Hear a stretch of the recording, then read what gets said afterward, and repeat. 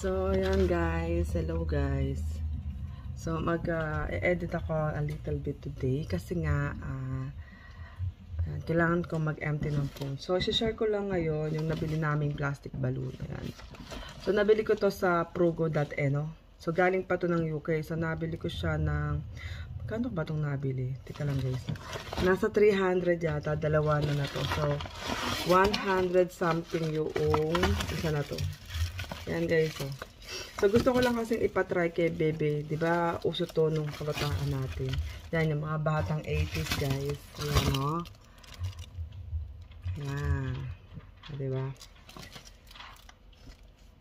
So gusto kong ipatry sa kanya. So dalawa na yung binili ko. So pantanggal na rin ng init, lalo na pag winter kasi ang hirap mag-isip ng activity dito sa Norway ng winter.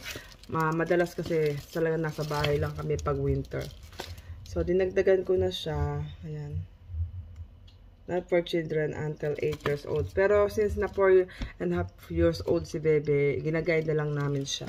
At makikinig naman kasi si Bebe. So, yan. Dalawang ganito yung binili ko, guys. Ayan. Diba? Para ma-experience din ba niya. Ako na, plastic balloon. Natin kung so, ni Bebe to, guys. Ilan na plastic balloon have arrived. Gilid para ba? Open da. Ata. Papapausa nga. Daton.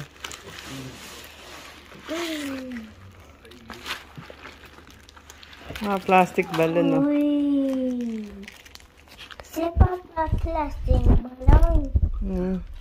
Ska ba? So, uso to dati nung bata kami sa gawa natin si Bebe.